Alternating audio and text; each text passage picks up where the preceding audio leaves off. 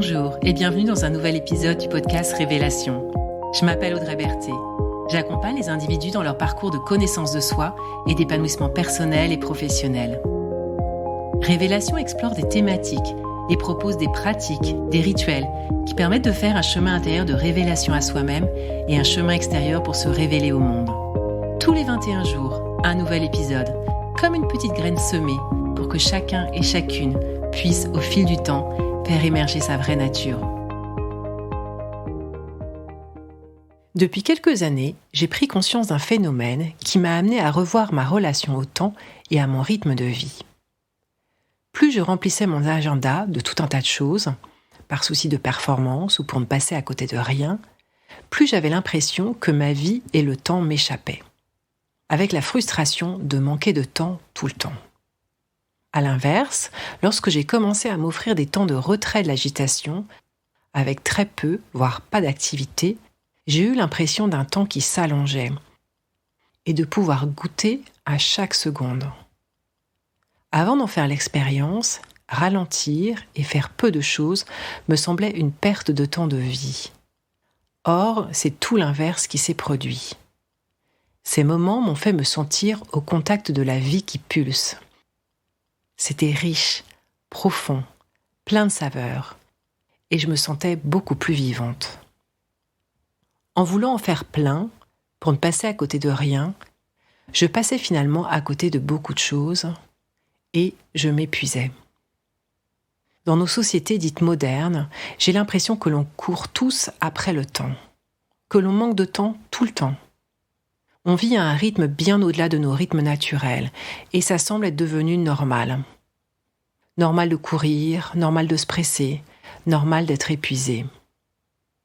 Pourtant, si l'on prenait le temps de répondre à la question « Ai-je le sentiment de vivre au rythme qui me convient ?», je crois que la majorité d'entre nous répondrait non. C'est un sujet qui revient très fréquemment dans mes accompagnements. Et il se traduit toujours par l'impression de ne pas avoir le choix. J'entends souvent dire, par exemple, « J'aimerais bien pouvoir en faire moins et ralentir, mais je ne vois vraiment pas comment c'est possible. J'ai trop de choses à faire, mon métier, ma vie ne me le permettent pas. » C'est en partie ce qui m'a donné envie d'interroger ce sujet de notre relation au temps et de notre besoin de ralentir. Car même si on en parle de plus en plus, il reste encore beaucoup de freins et de difficultés à le faire. Je précise que mon intention n'est pas de rejeter la vitesse, mais plutôt de trouver un équilibre entre vitesse et lenteur, pour diminuer la surchauffe et toutes les conséquences qui en découlent, qui vont bien au-delà de nous-mêmes. Pour commencer, la première chose qui me semble importante, c'est de réussir à évaluer sa propre vitesse et d'identifier si ce rythme nous convient. Car sans réelle prise de conscience de notre excès de vitesse, il n'y aura pas de motivation à changer quoi que ce soit, car tout continuera à nous sembler normal. Personnellement, j'ai mis du temps à prendre conscience de mon rythme excessif et du fait qu'il grignotait mon capital santé. Il faut dire que c'est un cercle vicieux, car plus on est étourdi par la vitesse, plus on a du mal à voir et sentir ce qui se passe. J'avais pourtant régulièrement des remarques du type « Audrey, respire, on a le temps, tu en fais trop, tu as l'air épuisée ». Ou alors des amis de passage à Paris qui s'amusaient de me voir courir pour attraper un métro, alors qu'il y en avait un autre 2 minutes après. Mais ça n'imprimait pas du tout en moi. Ça continuait à me sembler normal et ça faisait partie de qui je pensais être. Cette prise de conscience de notre excès de vitesse passe souvent par l'expérience de quelque chose de difficile ou douloureux. Un événement qui va provoquer un choc et une remise en question, ou alors notre corps qui va s'exprimer d'une manière de plus en plus flagrante pour qu'on le remarque enfin à travers des douleurs diverses et variées, des blocages à certains endroits du corps, des dysfonctionnements de notre organisme. Et dans certains cas, le corps nous mettra totalement à l'arrêt lorsqu'il n'en pourra vraiment plus. La prise de conscience peut aussi se faire en douceur, à travers une expérience positive forte. C'est ce qui s'est passé pour moi. Et ça a été tout aussi efficace. c'est lorsque j'ai découvert la méditation de pleine conscience. Cette pratique m'a permis de faire l'expérience d'un rythme et d'une vie plus lente.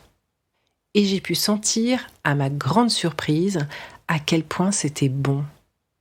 Ça m'a aussi permis d'être beaucoup plus au contact de mes sensations physiques et de réaliser enfin que j'étais en surmenage. Il est également possible de volontairement provoquer cette prise de conscience en se donnant l'opportunité d'évaluer sa propre vitesse, pour relever les signaux faibles ou forts qui pourraient nous indiquer qu'il est temps de revoir notre rythme. Connaissez-vous vos indicateurs de surchauffe ? Ils sont un peu comme les voyants rouges qui s'allument sur le tableau de bord de notre véhicule, pour nous indiquer que quelque chose ne va pas. Pour pouvoir les identifier, voici ma proposition qui peut se faire en 2 temps. Une observation à l'instant T et une observation avec une position de recul. Pour l'observation à l'instant T, prenez le temps pendant plusieurs jours d'affilée de vous observer, idéalement à différents moments de la journée. Observez les manifestations physiques et physiologiques qui sont présentes. Par exemple, des tensions musculaires, des maux dans le corps, le sentiment d'être vite fatigué, de ressentir du stress, de l'anxiété ou de perdre patience très facilement, une difficulté à vous concentrer, à mémoriser, l'impression d'être essoufflé, etc. Vous pouvez aussi observer votre rythme pour voir si vous avez le pied sur l'accélérateur la plupart du temps. L'idéal est de tenir une sorte de tableau de bord dans lequel vous allez pouvoir noter chaque jour vos observations. S'il n'est pas facile ou habituel pour vous de prendre un temps d'écoute de vous-même, vous pouvez vous appuyer sur la pratique « Faire un état des lieux intérieur » que je proposais dans l'épisode 2. Pour l'observation avec une position de recul, accordez-vous un moment pour revisiter les 12 derniers mois qui se sont écoulés, pour voir si vous vous reconnaissez dans ces quelques affirmations. On me dit, ou je me suis entendu dire régulièrement, « J'en fais trop »,« J'ai vraiment besoin de repos », j'ai fréquemment eu le sentiment d'être fatigué et ou de devoir mobiliser beaucoup d'énergie pour faire tout un tas de choses. J'ai constaté quelques dysfonctionnements du type problèmes digestifs, troubles du sommeil. J'ai manqué d'espace de repos et de ressourcement. Cette évaluation à l'instant T, ou avec du recul, permet de mettre plus de conscience sur des choses pas si simples à identifier dans le tumulte de notre quotidien, ou bien que nous ne voulons pas voir en face. Prendre conscience de notre éventuel rythme excessif est essentiel pour provoquer un changement dans notre façon de faire. Mais cette prise de conscience peut ne pas être suffisante, car nous sommes tellement imprégnés de croyances qui valorisent la vitesse, et j'en parle dans mon épisode « Honorer son chemin », qu'il y a aussi nécessité de revaloriser les rythmes naturels et de signifier ce que l'on va y gagner.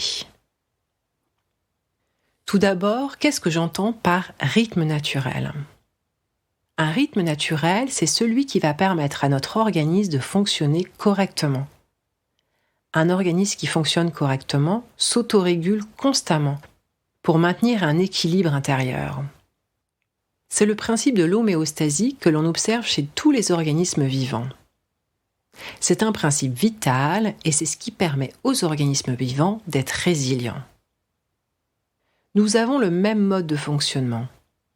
Or, nos rythmes excessifs contraignent cette autorégulation. On se prend pour des machines qui fonctionnent à plein régime tout le temps, plutôt que pour des êtres vivants qui fonctionnent par cycle et par alternance de rythme. Ainsi, retrouver son rythme naturel, c'est se sentir plus humain, plus vivant, mais c'est aussi laisser la possibilité à notre organisme de faire son travail de régulation, de fonctionner normalement et ainsi de mettre fin à tout un tas de tensions intérieures et dysfonctionnements. Cette perte de contact avec nos rythmes naturels a aussi fait naître l'illusion que tout peut aller vite.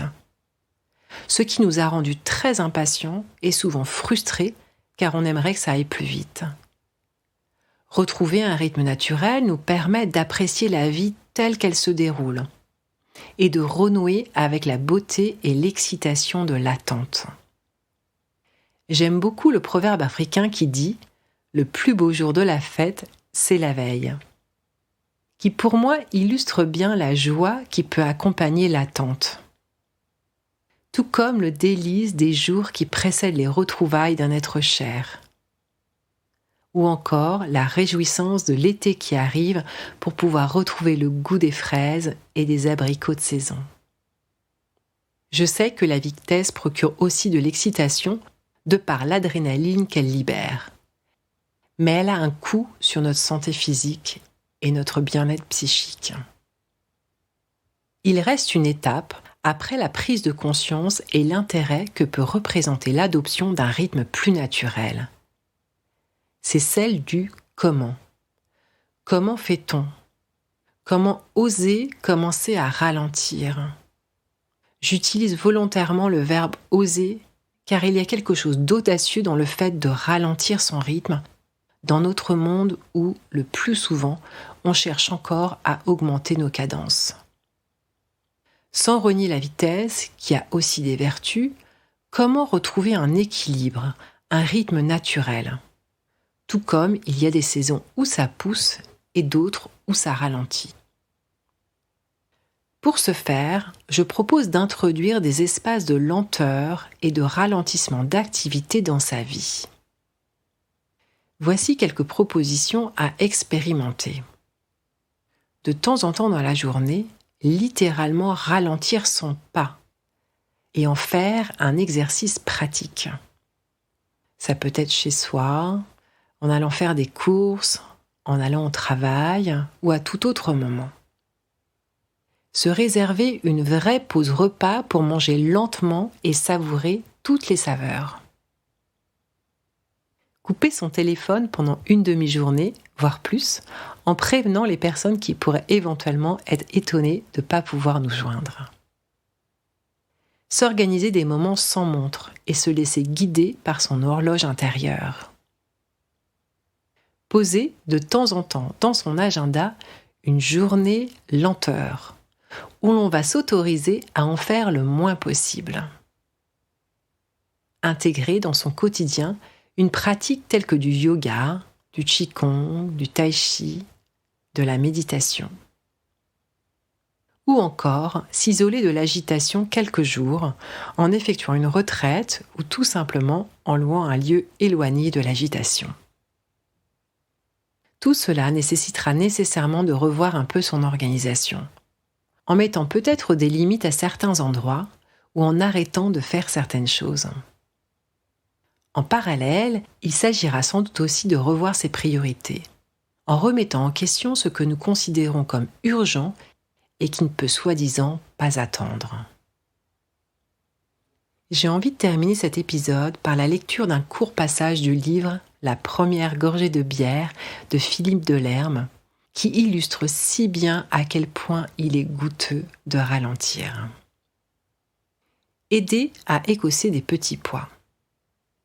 L'écossage des petits pois n'est pas conçu pour expliquer, mais pour suivre le cours, à léger contretemps. Il y en aurait pour 5 minutes, mais c'est bien de prolonger, d'alentir le matin, gousse à gousse, manches retroussées. On passe les mains dans les boules écossées qui remplissent le saladier. C'est doux. Toutes ces rondeurs contiguës font comme une eau verte tendre. Et l'on s'étonne de ne pas avoir les mains mouillées. Un long silence de bien-être clair, et puis, il y aura juste le pain à aller chercher. Vous écoutez Révélation, c'était l'épisode « Oser ralentir ». Merci de votre écoute et de votre présence. Si ce podcast vous a inspiré, partagez-le autour de vous et abonnez-vous pour recevoir les prochains épisodes. Au plaisir de vous retrouver bientôt et je vous souhaite d'ici là de belles expérimentations et de belles révélations.